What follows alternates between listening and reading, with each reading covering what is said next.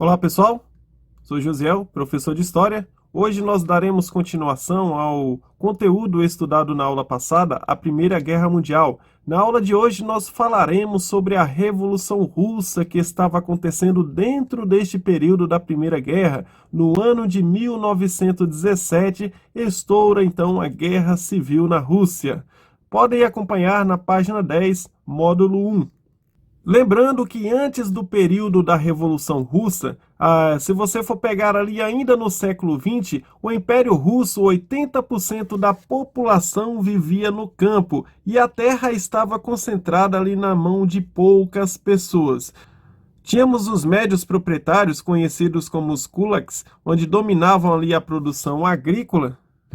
Então a Rússia ainda vivia sobre um sistema absolutista, tá? Ou seja, aquela monarquia absoluta onde o rei tem o poder centralizado nas mãos. Na verdade, nós não falávamos rei, né? Na Rússia nós chamamos de czar. Então nós tínhamos ali o czarismo. E esse líder, esse czar, nós tínhamos ele mais conhecido como Nicolau II, né? O nome original dele, Nikolai Alexandrovich Romanov, da dinastia dos Romanov. Então essa dinastia Romanov, ela está desde 1614 e ela vai permanecer até o ano de 1917.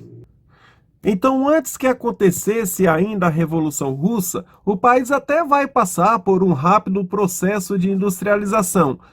Só que os trabalhadores, eles sofriam com baixos salários e longas jornadas de trabalhos. E isso tudo está levando e aumentando a insatisfação da população. Os trabalhadores rurais viviam em extrema miséria e pobreza. Vamos ter aqui as ideias de dois grandes influentes, o Karl Marx e o Friedrich Engels, né? Considerados como o pai do socialismo científico. E a galera, justamente em momento de crise, é um prato cheio para que essas ideias sejam abraçadas. Então, essas dificuldades facilitaram a influência das ideias socialistas em território russo.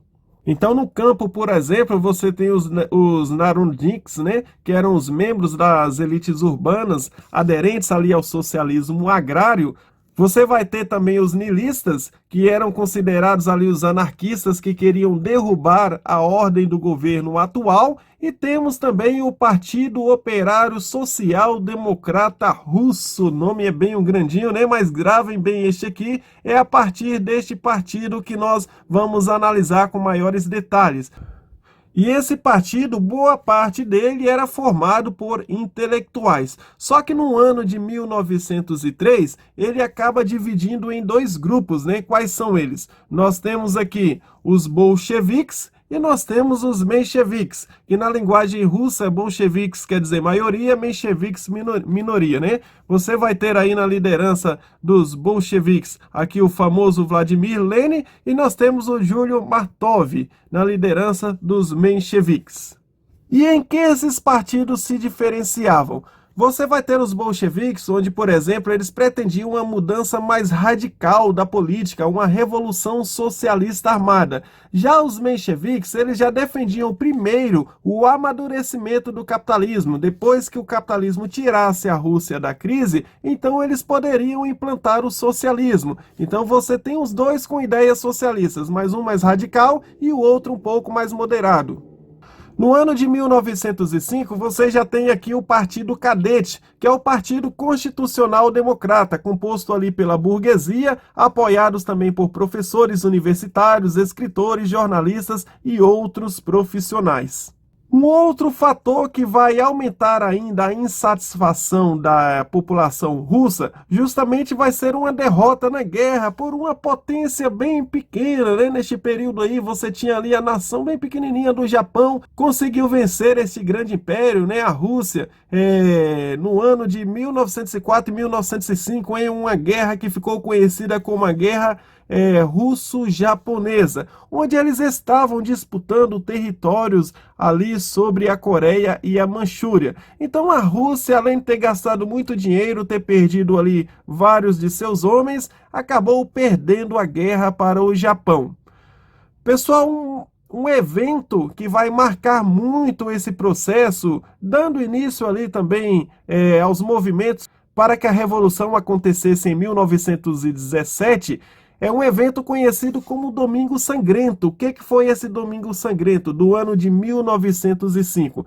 Trabalhadores insatisfeitos, em 22 de janeiro de 1905, eles se organizaram ali de frente ao Palácio do Czar, em São Petersburgo.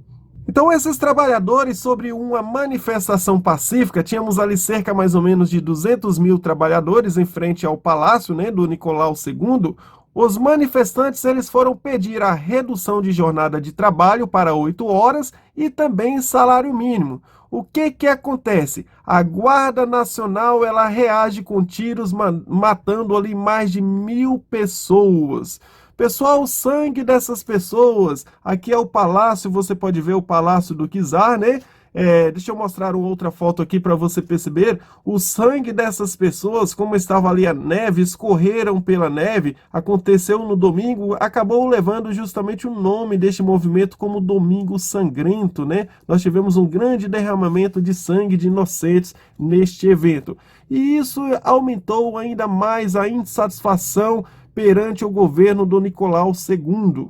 Como consequência, greves, motins no famoso navio de guerra russo, conhecido como o Encoraçado Potemkin, protestos acabaram estourando. E para contornar essa situação, Nicolau II ele vai até prometer criar uma constituição, né? Que significaria ali o fim do absolutismo, a Constituição que limitasse o seu poder, trouxesse direitos para a população. Então ele vai convocar a Duma. O que seria a Duma? O parlamento para a criação e elaboração da Constituição. Só que a Duma, ela seria apenas de fachada, era apenas algo que o Czar estava fazendo para ganhar tempo. Então as propostas deveriam passar ali pela aprovação do Czar. Então a Duma até poderia fazer ali as propostas, mas elas só entrariam em vigor se o Czar tivesse aprovação. Então você percebe que esse parlamento ou essa Duma não era algo que realmente funcionou de fato.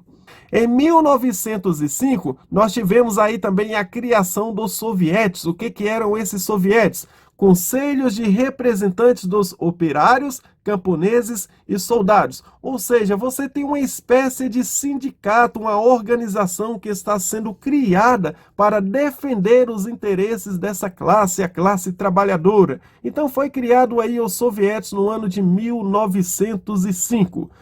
Pessoal, e a Rússia, ela entra na Primeira Guerra Mundial. Lembrando, neste período, a Europa, nós tínhamos ali praticamente, boa parte dos países tinha algum certo de grau de parentesco, né? Tanto que você vai ver que a Rússia também, nós tínhamos o Czar, que era primo também ali do Kaiser Guilherme II da Alemanha. E a guerra praticamente está acontecendo, parte dela, entre famílias que viviam ali nos tronos. Então a Rússia ela entra como um país totalmente despreparado. Para você ter ideia, se a Rússia perdeu para o Japão, o que a Rússia estava fazendo na Primeira Guerra, né? Então não faz nem sentido. Mas tudo bem, vamos lá. A Rússia tinha poucos recursos, armamentos precários. Tem historiadores que dizem que parte do exército russo, né, pessoas que ali participavam do exército, lutavam com foices. Então eles não tinham um equipamento ali adequado. Parte deles, não quer dizer que todos eram assim, tá? Só para a gente deixar claro aí. Então, soldados ali sem treinamento, e nós vamos ter ali mais de 5 milhões de mortos durante este período da Primeira Guerra. Através da guerra, né, fomes e doenças também acabaram contribuindo para isso. Logicamente, isso causou o aumento da inflação, gerando crise nos alimentos, crise financeira e crise política que vai custar o trono de Nicolau II, o czar da dinastia Romanov, se encerrando então neste período. Então vamos para as revoluções. Revoluções, isso. No ano de 1917, nós classificamos aqui esses dois eventos, separamos como dois, tá? A Revolução de Fevereiro e a Revolução de Outubro. Então, a primeira revolução, nós temos liderada ali pelo partido menchevique. que era aquele partido lá mais moderado, lembra? Então as greves de trabalhadores urbanos e rurais começaram a espalhar pelo território russo, manifestações populares pedindo ali democracia, mais empregos, melhores salários. E em 1917, o exército ele se nega a reprimir as passeatas e greves que aconteciam. E no dia 28, Nicolau II ele foi obrigado a abdicar do trono. E quem vai assumir o trono? Assume então o príncipe Lvov. Trazendo ali um governo frágil diante dessa situação, ele acabou sendo substituído então por Alexandre Kerensky. Alexandre Kerensky, então, representando então os mencheviques, né, trazendo um governo provisório, só que não agradou muito a população, porque Alexandre vai permanecer com a Rússia na Primeira Guerra. E o povo estava clamando a saída da Rússia da guerra. Então vamos ver algumas características do governo de Alexandre Kerensky. Vamos lá então ao governo menchevique. Nós temos então a anistia aos presos políticos, alguns deles retornam, né, que é o caso de Lenin e Trotsky, que vão se reorganizar no que ficou conhecido ali como os bolcheviques. Vamos ter a permanência da Rússia na Primeira Guerra, isso aí está trazendo grande insatisfação na população russa. Vamos ter liberdades individuais, comprometimento com o desenvolvimento do capitalismo. Lembrando, é necessário que entre o capitalismo para retirar a Rússia da crise, para depois que o socialismo fosse implantado, né? Essa era a visão menchevique. Não fizeram reformas agrárias, houve redução da jornada de trabalho para 10 horas e liberdade de imprensa. Pessoal, neste período, já que Lenin ele veio ali do exílio, né, tivemos a anistia política, então Lenin ele traz ali novas ideias, as suas famosas teses de abril. Quais eram essas teses? O seu lema principal era pão, paz e terra. E todo o poder, aquele órgão que foi criado aos sovietes, ou seja, todo o poder nas mãos do povo, eram as promessas de Lenin. Se você está em guerra e ele promete paz, se você está com fome e ele promete ali alimento, promete as terras, né? Se você quer a mudança no governo e ele te promete o poder, logicamente esse cara aí se tornou quase um deus aí dentro do seu vocabulário para essas pessoas. Então, em outubro de 1917, nós temos a Segunda Revolução Russa acontecendo. E nós temos Lenin que vai retirar a Rússia da guerra, né? Então os mencheviques são derrotados. Então Lenin ele já faz um acordo, um tratado com a Alemanha, que é o Tratado de Brest-Litovsk, retirando então a Rússia da Primeira Guerra Mundial. Ele já ganha a atenção, já ganha a simpatia do povo. Vamos ter um movimento popular então para depor Alexandre Kerensky dos mencheviques. E as reformas agrárias serão realizadas. Vamos ter nacionalização dos bancos, fábricas que eram estrangeiras e privadas passaram para as mãos dos trabalhadores e a Rússia, ela muda de nome.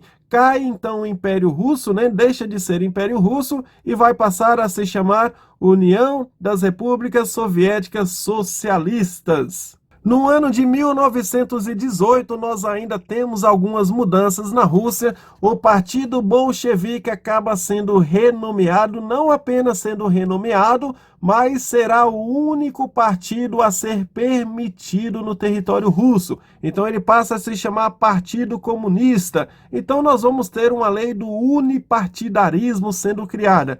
Vamos ter reação contra-revolucionária? Vamos, que vai levar o país a uma guerra civil, né? Neste período, a família Romanov ela acabou sendo executada. Pessoal, então estoura a Guerra Civil em 1918. Vamos ter de um lado o Exército Vermelho, comandado aqui por Trotsky, e vamos ter o Exército Branco, que vai receber apoio de países, né? De outros países, um apoio internacional. No Exército Branco, nós vamos ter a formação por operários, soldados e marinheiros, defensores da Revolução, e aqui nós vamos ter os movimentos contra a Revolução, defendendo a permanência do capitalismo na Rússia, e receberam então o apoio dessas potências capitalistas.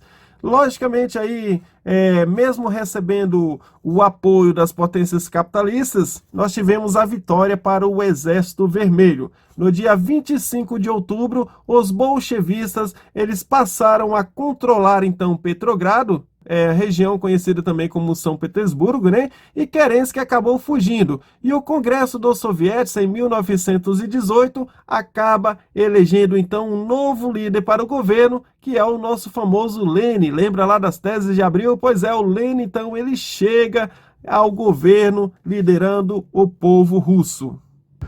Então vamos ver aí etapas do governo de Lenin. Vamos ter então a implantação do socialismo. Primeiro vamos ter aí o comunismo de guerra, que vai durar de 1917 até o 1921, né? Como vocês viram, ele foi instalado através de uma revolução e tivemos a estatização e o endurecimento ali do governo neste período. Pessoal, ele vai criar também uma medida econômica conhecida como a NEP, ou seja, Nova Política Econômica. Vai durar também de 21 até 28. Vai trazer aí a fundação da União Soviética, né?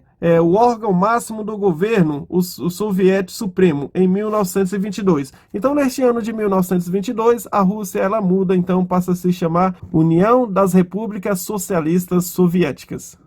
Então, no governo de Lenin, nós tínhamos ali uma justificativa de Lenin, porque ele não era radical? Sim, ele era radical, o comunismo de guerra foi implantado, só que ele vai tomar algumas medidas liberais. E qual será a justificativa? Às vezes é necessário você dar um passo para trás para dar 2 passos para frente. Por quê? Aqui você vai ter um retorno à privatização, então ele está justificando o porquê da privatização. Então, se a Rússia está em crise, abre porta para o capitalismo. O capitalismo vem, gira a economia, tirou da crise e você implanta o socialismo. Por quê? Socialismo é ideologia política, não é giro econômico, tá? Então, se você quer tirar algo da crise, você tem que abrir para o capitalismo. Depois você instala a ideologia que é o socialismo. Então, nós temos aí a nova medida econômica, mais conhecida como a NEP. Quais são os principais princípios da NEP?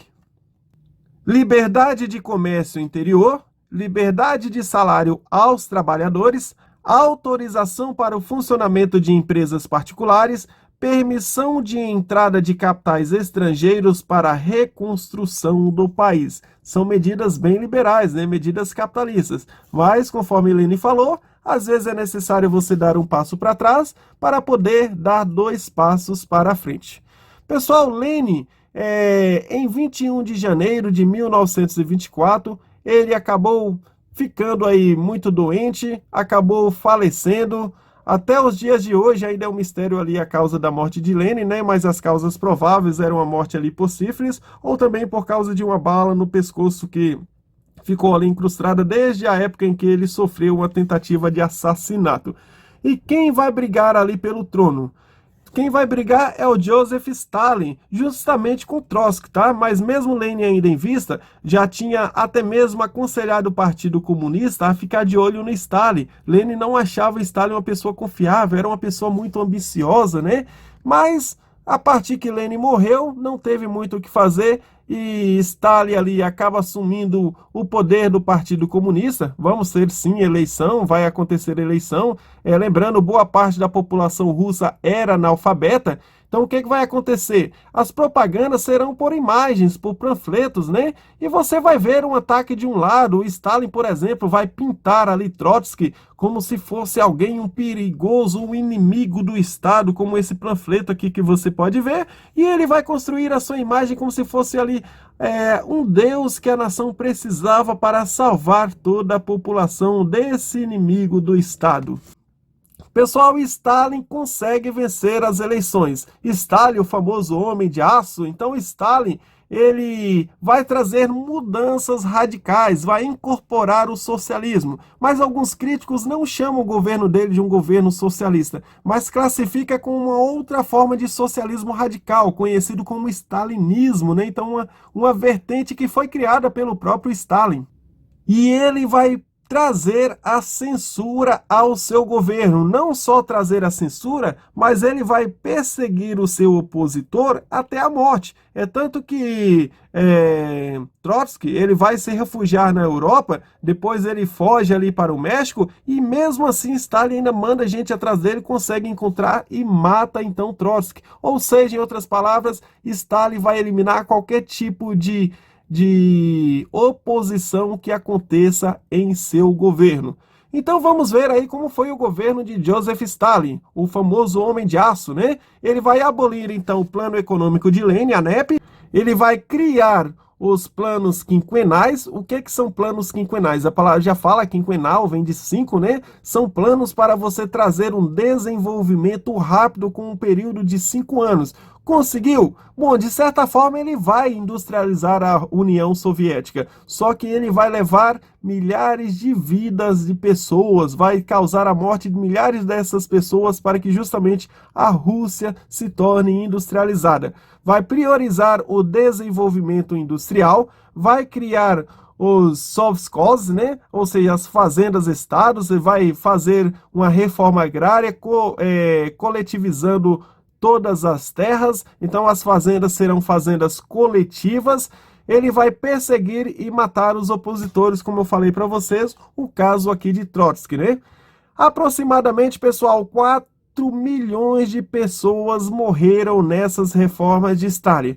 Mas tem gente que fala, mas Stalin conseguiu tirar a Rússia da crise e levar a uma grande potência, inclusive se destacando na Segunda Guerra e Guerra Fria. Justamente, mas é o que eu falei para vocês. Ele vai criar ali centro de trabalhos forçados, onde pessoas irão morrer, como se fosse praticamente ali bem parecido ali com o centro de concentração nazista, tá? Então, pessoas com alta jornada de trabalho, baixos salários, péssimas condições de vida, perderão as suas vidas para que a Rússia cresça de forma industrial. Então eu trouxe aqui para vocês alguns campos de concentração de trabalho forçados na Rússia, conhecido também como os gulags, né? Você pode ver aqui as pessoas trabalhando e aqui são corpos mortos jogados desses trabalhadores. Pessoal, e essas medidas foram totalmente desumanas, como você consegue ver, é uma foto real aqui de um gulag, tá? Desse campo de trabalho forçado, que foi extinto aí da União Soviética, então essa foi uma foto real tirada aí deste período.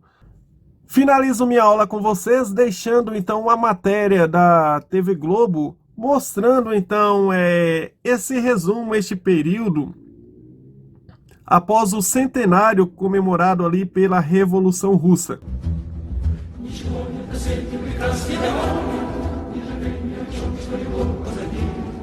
A imagem da Rússia sempre mexeu com o Ocidente. Um poderoso império que cobriu 1/6 do globo. Para controlar esse gigante, os russos recorreram a autocratas, soberanos que exercem um poder absoluto. Há séculos saem da Praça Vermelha decisões que mexem com milhões de pessoas. Gente de cultura diferente, são mais de 100 etnias dentro da Rússia. É incrível a gente imaginar que por mais de 300 anos, uma só família controlou tudo isso aqui. A dinastia começou em 1613. 2 séculos depois, a Europa já se industrializava, mas a Rússia ainda era rural. Muitos culparam Alexander III pelo atraso. Esse czar mandou enforcar conspiradores. Um deles, Alexander Ulyanov. Você pode não conhecer esse nome, mas já ouviu falar do irmão, Vladimir Lenin. Ele defendia as ideias de Karl Marx, o filósofo que criou as bases do socialismo, fim das classes sociais e meios de produção nas mãos do Estado. Ele ajudou a forjar a união de camponeses e operários, a foice e o martelo. O povo ganhou voz nos soviets, palavra russa para conselho. Lenin liderava a ala mais radical, os bolcheviques, maioria em russo. Um ano depois da coroação do novo czar, Nicolai II, Lenin foi exilado. Uma guerra contra o Japão aumentou as insatisfações. A Rússia foi humilhada. O protesto mais famoso ficou conhecido como Domingo Sangrento. Nicolai também enfrentava crises em casa. O filho tinha problemas de saúde. A família real, então, procurou um curandeiro, Grigori Rasputin. Preocupado, Nicolai só saía de casa para solenidades, como a festa do primo e imperador da Alemanha. Essa foto, durante o evento, mostra a semelhança entre o czar e outro primo, o rei britânico. O parentesco não impediu que apenas um ano depois estourasse a Primeira Guerra Mundial. Os protagonistas eram o Reino Unido, França e Rússia. Do outro lado, o Império Alemão e o Austro-Húngaro. O que se sabe é que centenas de milhares de russos morriam numa mesma batalha, de uma só vez, e que tropas alemãs e austríacas tinham que tirar corpos do caminho só para poder atravessar. Alguns livros de história narram que as primeiras fileiras russas tinham armas e botas. As segundas fileiras tinham armas, mas já andavam descalças, e que as terceiras fileiras sequer tinham munições. Mas os russos sempre foram corajosos e partiam para cima com as suas baionetas. Muitos acreditavam que alguns erros da guerra foram provocados pela influência de Rasputin sobre o czar. O curandeiro foi atraído para um palácio e assassinado.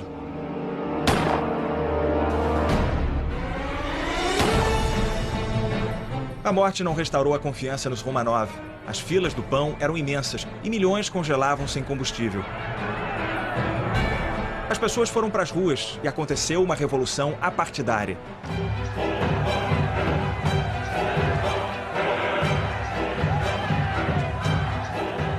Nikolai renunciou. A família real foi posta sob custódia.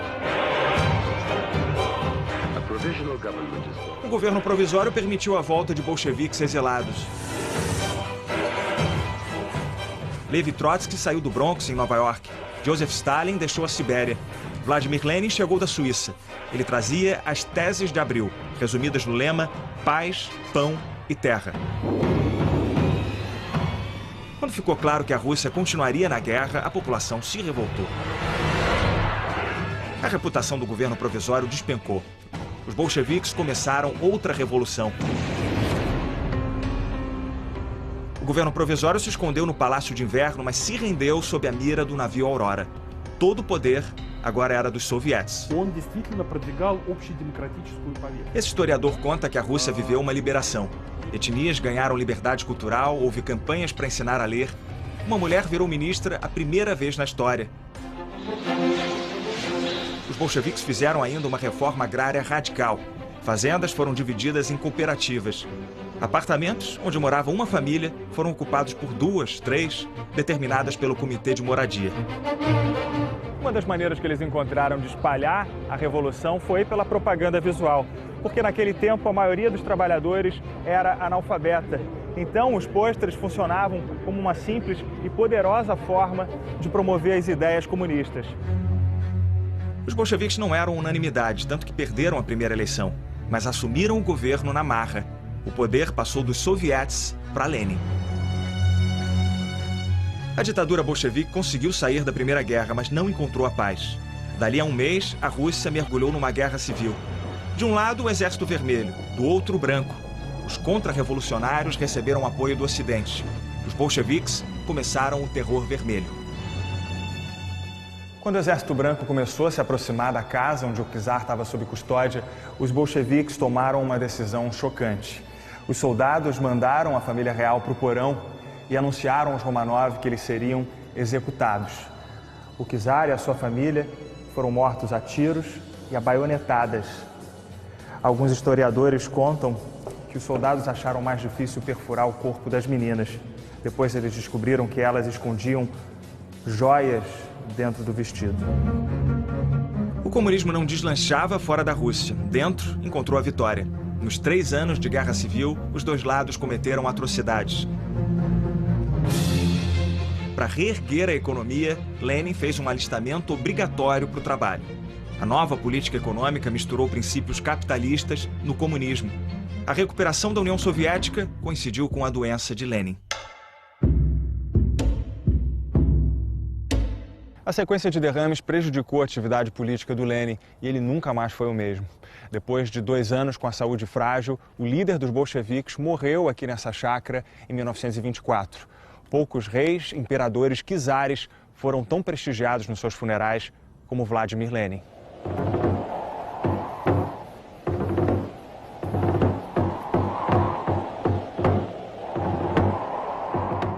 Uma multidão enfrentou um frio de menos 35 graus. Na disputa pelo poder, Stalin derrotou Trotsky e só descansou quando viu o rival assassinado. O novo ditador soviético começou uma eliminação de adversários.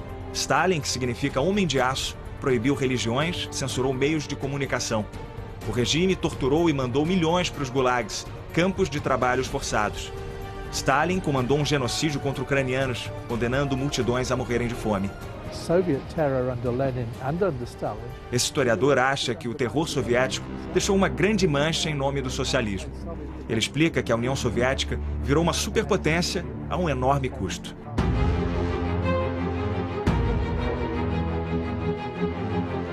Uma nação de analfabetos chegou primeiro ao espaço, venceu os nazistas, dividiu o mundo na Guerra Fria com os Estados Unidos. Espionou seu povo, acabou com suas liberdades até entrar em colapso. A revolução foi russa, mas o impacto mundial.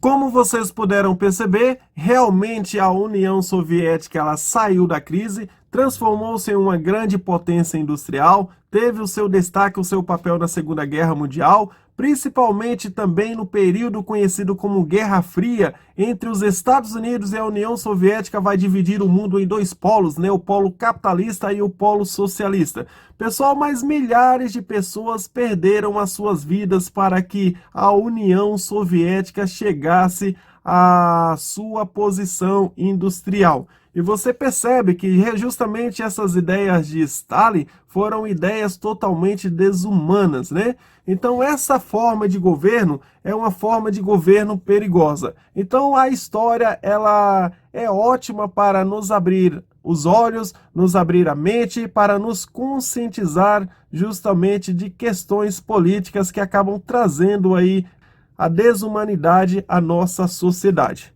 Pessoal, agora é com vocês. Fechamos então o nosso conteúdo do módulo 1, que envolvia a Primeira Guerra Mundial e Revolução Russa. Quem não assistiu aí a primeira aula, vou deixar aqui no link para vocês aqui embaixo, tá? Podem clicar aqui sobre a Primeira Guerra Mundial, completando então o nosso conteúdo. Realize as atividades do módulo 1, atividades da apostila, página 11 até a página 19.